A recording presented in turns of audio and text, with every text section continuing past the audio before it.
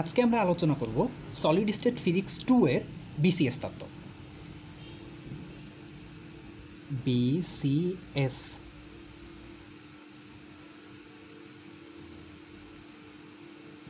BCS theory.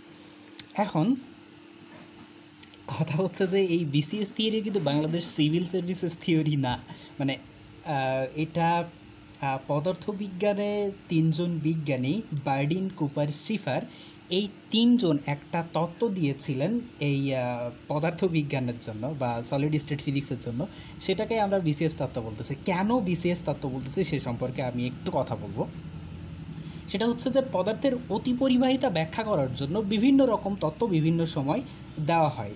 যেমন the phenomenal theory of London and London 1935-এ এই তত্ত্বটা দেওয়া হয়। মানে লন্ডন এবং লন্ডনের ইন্দ্রিয়গ্রাহ্য তত্ত্ব।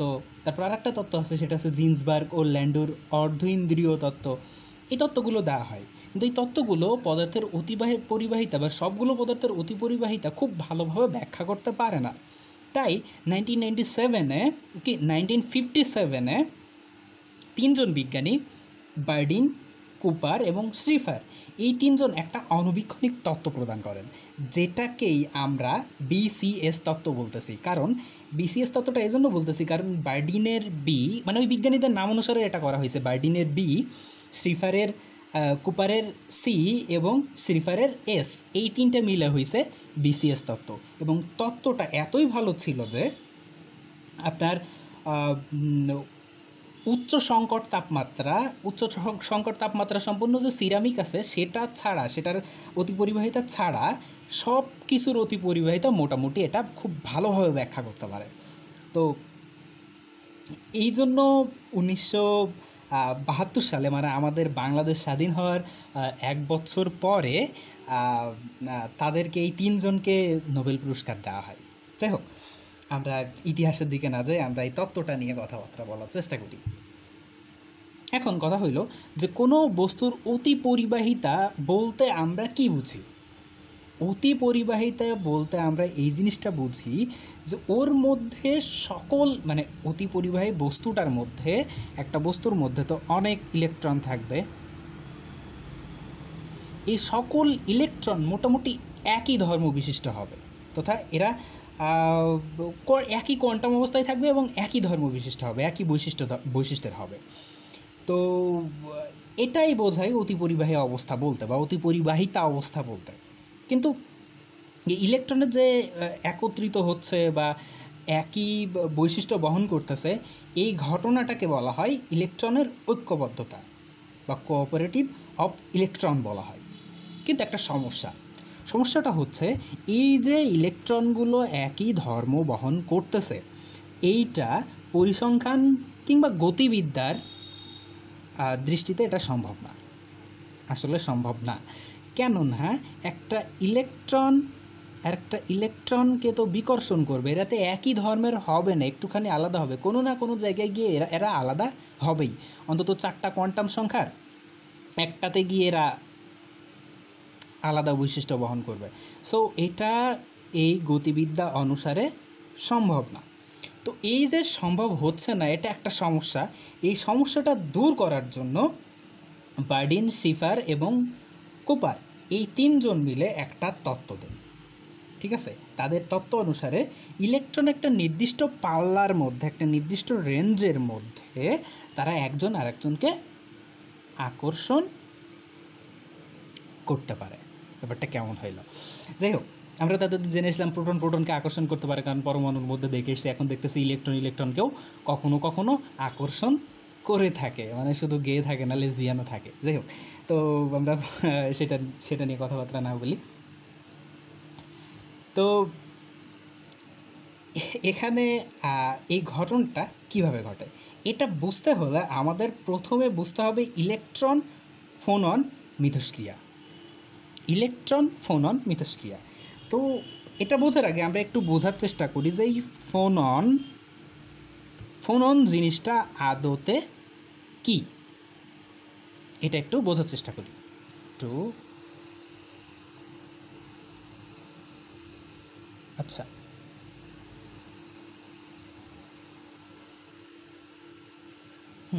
ফোনন জিনিসটা একটু বোঝার চেষ্টা করি। আমরা তার আগে একটা ল্যাটিস নিয়ে, একটা ক্রিস্টাল,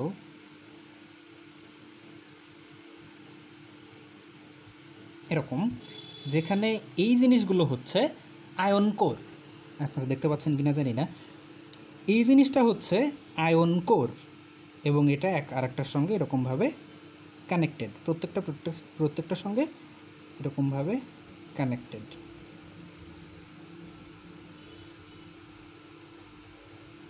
এরকমভাবে কানেক্টেড এবং এটা অনেকটা স্পঞ্জি টাইপের, মানে রাবার টাইপের। এটা চাপ দিয়ে ছেড়ে দিলে করতে করতে আবার যা তাই হয়ে যায়, একটা তারের মতন, রাবারের তারের মতন। এবার দিলে টং করে নড়াচড়া করতে করতে আবার যা তাই হয়ে যায়। যাই হোক, আমরা এরকমভাবে বিবেচনা করি। তো এটা যে আয়ন কোরগুলো মোটামুটি পজিটিভ চার্জ বিশিষ্ট, ঠিক আছে? এটা ধনাত্মক চার্জ বিশিষ্ট, সবগুলোই ধনাত্মক চার্জ বিশিষ্ট। এটা এক একটা হোল টাইপ আচরণ প্রদর্শন করে, একটা হোলের মতন দেখায় বা আচরণ করে আর কি। তো আমরা এর মধ্যে দিয়ে একটা ইলেকট্রন পাস করব, তো দেখা গেল ইলেকট্রনটা এখানে অবস্থান করতেছে, তো ইলেকট্রনটা যদি আমরা এখানে অবস্থান করাই তাহলে এখানে মূলত কি ঘটনা ঘটবে? দেখা যাবে যে এটা যেহেতু পজিটিভ চার্জ বিশিষ্ট, চারটা পজিটিভ চার্জ বিশিষ্ট, মাঝখানে একটা ইলেকট্রন আছে, তো এই চারটা পজিটিভ চার্জ ইলেকট্রনের প্রতি আকৃষ্ট হবে। স্বাভাবিকভাবে দেখা যায় রাস্তায় একটা মেয়ে থাকলে অনেকগুলো ফ্রেন্ডরা তাকে টিচ করার চেষ্টা করে, তো এরাও এটাকে টিচ করার চেষ্টা করবে বা একত্রিত হওয়ার চেষ্টা করবে। তো এরা কি করবে? ইলেকট্রনটার কাছাকাছি চলে আসার চেষ্টা করবে, এরকমভাবে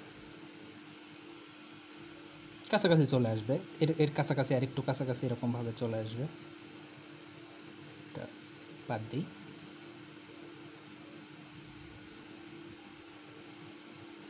এটা ইলেকট্রনের কাছাকাছি চলে আসবে। ইলেকট্রন কাছাকাছি চলে আসলেও এই যে তাদের মধ্যে আকর্ষণ, এটা এখন আমরা চিন্তা না করি, সরাসরি এখান থেকে এরকমভাবে হবে। হ্যাঁ, তো এই কাছাকাছি চলে আসলেও এদের মধ্যে যে এই যে রাবারি টাইপের একটা আছে, এই বন্ডিংটা কিন্তু এদের মধ্যে থেকে যাবে। ফ্রেন্ডদের মধ্যে যতই এরা মেয়েদের কাছাকাছি চলে যাক, ফ্রেন্ডরা কিন্তু তারা নিজেদের মধ্যে একতা বজায় রাখে, তোরে নিজেদের মধ্যে একতা বজায় রেখে এই মেয়েটার কাছে চলে আসবে। বা এটাকে মেয়ে যদি চিন্তা করি তাহলে এরা একতা বজায় রেখে এরা এই ছেলেটার কাছে চলে আসবে, ঠিক আছে? তো কাছে চলে এসে এরা কি করবে? এই যে পুরো এলাকাটাই এই পজিটিভ চার্জ বিশিষ্ট যে আয়ন কোর আছে তাদের কর্তৃত্ব তৈরি করে ফেলবে, কারণ এখানে ইলেকট্রন মাত্র একটা। তো এখানে এই নেগেটিভ চার্জের যে প্রাধান্য সেটা অনেকখানি কমে যাবে, সেহেতু এখানে পুরো এলাকাটাই হয়ে যাবে পজিটিভ চার্জ ধর্মী, ঠিক আছে? তো এখানে একটা ইলেকট্রন থাকার পরও সেখানে পুরো এলাকাটা হয়ে যাচ্ছে পজিটিভ চার্জ ধর্মী। তো এই যে ঘটনাটা ঘটতেছে, এই পুরো অবস্থাটাকেই বলা হচ্ছে ফোনন। তার মানে এই পুরোটাকেই আমরা বলতে পারি ফোনন। এখন কি করতেছি আমরা? আরও একটা ইলেকট্রন এর মধ্যে পাস করতেছি। এটা প্রথমে ইলেকট্রন পাস করেছে, এটা 1, এটা E1। আরও একটা ইলেকট্রন আমরা এইখানে নিচ্ছি, এইখানে আরও একটা ইলেকট্রন নিচ্ছি, এটা নেগেটিভ চার্জ ধরবি। তো স্বাভাবিকভাবে কি হওয়ার কথা যে এইটা যেহেতু নেগেটিভ চার্জ বিশিষ্ট, এইটাও নেগেটিভ চার্জ বিশিষ্ট, দুইটা ইলেকট্রন, সো এটাকে বিকর্ষণ করবে। আসলে তো তাই করার কথা, কারণ মেয়ে মেয়ে বিকর্ষণ করবে বা ছেলে ছেলে বিকর্ষণ করবে, এটা তো হওয়ার কথা। কিন্তু এখানে একটা অদ্ভুত ঘটনা দেখা যায়, সেটা কি? যে এইটা আসলে এইটাকে আকর্ষণ করে। কেমন? ও বুঝতে পারে যে এটা ও বিপদে পড়েছে, ওকে একটু হেল্প করা দরকার, তো এটাকে হেল্প করার চেষ্টা করে, বা ও টেনে একে ওর কাছে নিয়ে আসার চেষ্টা করে। টেনে কাছে নিয়ে আসে যে বন্ধু আমি তো একা হয়ে গেছি, এরা তো আমাকে অনেক ডিস্টার্ব করতেছে, তো তুই আমার একটু কাছে আয়, আমাকে একটু হেল্প কর। তো এটা কিভাবে হয়? কারণ এই যে পুরো এলাকাটা ধনাত্মক চার্জ বিশিষ্ট ফোনন হয়ে যাচ্ছে, ও ইলেকট্রন হইলে কি হবে? পুরো এলাকাটা ধনাত্মক চার্জ বিশিষ্ট, আর এই ধনাত্মক চার্জ বিশিষ্ট ফোনন এই ইলেকট্রনকে তো আকর্ষণ করবে। তো আকর্ষণ করে ও এটাকে টান দিয়ে এখানে নিয়ে চলে আসবে, আর ও নিজে আবার এইখানে চলে যাবে। ঠিক আছে, তো এইখানে গেলে এইখানকার যে আয়ন কোরগুলো আছে, আয়ন কোরগুলো ওর আবার কাছাকাছি চলে আসবে, আবার কাছাকাছি চলে আসবে। ও ভেবেছিল এইখানে আসলে মনে হয় বেঁচে যাবে, কিছু হবে না। তো আয়ন কোরগুলো আবার কাছাকাছি চলে আসবে। তো কাছাকাছি চলে আসলে ও আবার একই কাজ করবে, এদিক থেকে ইলেকট্রন আরেকটাকে একই পদ্ধতিতে ফোনন তৈরি করবে, এখানে ফোনন তৈরি হবে, দেন আরেকটা ইলেকট্রনকেও টান দিয়ে কাছাকাছি নিয়ে চলে আসবে, আর ও পরবর্তী স্টেপে প্রবাহিত হবে। তো এরকমভাবেই ইলেকট্রনের মধ্য দিয়ে প্রবাহিত হয়। এখন কথা হইলে যে প্রবাহিত হইল ঠিক আছে, কিন্তু এখানে যে ভরবেগ কোনো পরিবর্তন হচ্ছে না, এটা তো শক্তি ক্ষয় করতেছে, এটা শক্তি ক্ষয় করতেছে। তো এই যে শক্তি ক্ষয় করতেছে বা ভরবেগ কমে যাচ্ছে, তো সেটা কিভাবে নিয়ন্ত্রণ করা সম্ভব? কারণ অতি পরিবাহিতা এর মধ্যে থেকে ভরবেগের কোনো, ইলেকট্রনের ভরবেগের কোনো পরিবর্তন হবে না। তো সে সম্পর্কে পরবর্তীতে মানে কিভাবে এটা সম্ভব হচ্ছে, তো আমরা একটু দেখি। এখানে আমরা দুইটা ইলেকট্রন নিচ্ছি, এটা হচ্ছে প্রথম ইলেকট্রন, ইলেকট্রন 1, আর এটা হচ্ছে ইলেকট্রন 2, দুইটা ইলেকট্রন নিচ্ছি। তো এই ঘটনাটা মোটামুটি মানে এই যে পুরো ঘটনাটা, এই ঘটনাটা ঘটবে একটা বিশেষ সংরক্ষিত পরিবেশের মাধ্যমে। কেমন সংরক্ষিত পরিবেশ? এই যে এই ধরনের যে মিথস্ক্রিয়াটা হচ্ছে, এই মিথস্ক্রিয়াটা হওয়ার জন্য যে ভরবেগ, ধরি এটার ভরবেগ K1, এটার ভরবেগ K2, হ্যাঁ। তো এই মিথস্ক্রিয়া হওয়ার জন্য K1 মাইনাস K2 এটা হবে, আর এদের যে স্পিন, এদের যে স্পিন সেটা বিপরীত হবে। S1, এটার স্পিন যদি S1 হয়, এটা যদি S2 হয়, এটা S1 সমান সমান মাইনাস S2 এটা হবে।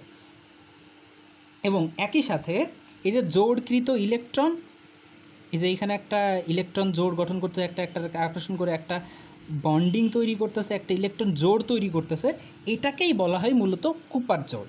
ঠিক আছে, এটাকেই বলা হবে কুপার জোড়, কারণ এটার মধ্যে বিকর্ষণ হওয়ার কথা ছিল, কিন্তু এইটার কারণে এই যে ফোননের কারণে এটার মধ্যে আকর্ষণ বল তৈরি করতেছে, আর এই পুরো ব্যাপারটাকে বলা হবে, এই জোড়টাকে ইলেকট্রন এই জোড়টাকে বলা হবে কুপার জোড়।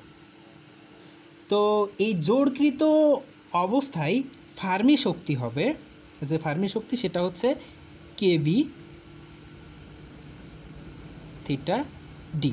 এই কেবিটা হচ্ছে আপনার বোলজম্যান ধ্রুবক,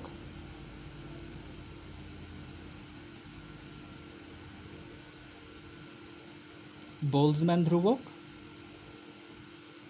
আর এটা হবে হচ্ছে ডি বাই তাপমাত্রা, d by temperature, d by তাপমাত্রা। আর এই তাপমাত্রা খুবই খুবই কম হবে, তাপমাত্রা প্রায় 0 কেলভিন, প্রায় 0 কেলভিন হবে। ঠিক আছে, তাপমাত্রা খুবই কম হবে, প্রায় 0 কেলভিন। আচ্ছা, এটাই হচ্ছে মূলত বিশেষ অবস্থা। ঠিক আছে, তো এই বিশেষ অবস্থার মধ্যে এই ঘটনাটা ঘটবে। এখন কথা হইল যে এই ভরবেগটা কিভাবে সংরক্ষিত হবে, আমরা একটু দেখি। এটা একটা ইলেকট্রন, এটা একটা ইলেকট্রন, বাদ বাকি আয়ন কোরগুলো বাদ দিই। তো এদের মধ্যে একটা আকর্ষণ বল কাজ করতেছে, তো এটার ভরবেগ আমরা এই দিক বরাবর নিই K1, এটার ক্ষেত্রে K2, বা এটাকে ইলেকট্রন দ্বয়ের তরঙ্গ ভেক্টরও বলা যায়। ঠিক আছে, আমরা ভরবেগ দিয়ে চিন্তা করি তাহলে আমাদের জন্য সুবিধা হবে। তো এই যে K1 এইখানে এসে, এটা তো K1, এই K1 এখানে এসে কিছু পরিমাণ ভরবেগ সে হারাই ফেলতেছে, বা কিছু পরিমাণ শক্তি সে হারাই ফেলতেছে। ধরে নিই এই হারানোর শক্তির পরিমাণটা হচ্ছে কিউ পরিমাণ শক্তি সে হারাই ফেলতেছে। তো কিউ পরিমাণ শক্তি যদি হারায়, তাহলে পরবর্তীতে এসে তার ডিরেকশন এদিকে হয়ে যাচ্ছে, তার শক্তির পরিমাণ থাকতেছে হচ্ছে কে মাইনাস কিউ। আর ঠিক যে পরিমাণ শক্তি সে হারাচ্ছে এই ইলেকট্রনটা এটার সঙ্গে ঠিক সেই পরিমাণ শক্তি প্রাপ্ত হচ্ছে, কারণ এটা তো টান দিচ্ছে, ঠিক সেই পরিমাণ শক্তি প্রাপ্ত হচ্ছে। তাহলে কি হবে, এটার মান হবে K2 প্লাস কিউ। এটাই তো। তো তার মানে এটাই যেহেতু ইলেকট্রন জোড়, এই পুরোটা যেহেতু ইলেকট্রন জোড় বা কুপার জোড়, এই কুপার জোড়ের মধ্যে প্রথম ইলেকট্রন যতটুকু ভরবেগ বা শক্তি বা ওই তরঙ্গ ভেক্টরের মান যেটাই হারাচ্ছে না কেন, ভরবেগ বা শক্তি আমরা যেটাই বলি না কেন, তো যতটুকু হারাচ্ছে এইটা ঠিক ততটুকুই গেইন করতেছে। দেখেন পুরো ব্যাপারটা, এটা যতটুকু হারাচ্ছে এইটা ঠিক ততটুকুই গেইন করতেছে। তা যদি এটা যতটুকু হারায় এবং এটা ততটুকুই গেইন করে এবং ওজনটা পুরোটারই মাপা হয়, তাহলে এটার তো ভরবেগের কোনো পরিবর্তন হচ্ছে না, ভরবেগ যা ছিল তাই থাকতেছে। তো এই ঘটনাটার মাধ্যমেই পরিবাহীর মধ্যে দিয়ে ইলেকট্রন প্রবাহিত হয়, কিন্তু এর মধ্যে দিয়ে কোনো মানে রোধ তৈরি হয় না, কোনো রেজিস্ট্যান্স তৈরি হয় না এবং ঠিকঠাকভাবে ইলেকট্রন প্রবাহিত হইতে পারে। আর এটাই বার্ডিন, কুপার এবং শ্রিফার প্রমাণ করেন, যার জন্য তারা 1972-তে নোবেল প্রাইজ পান। ধন্যবাদ সবাইকে।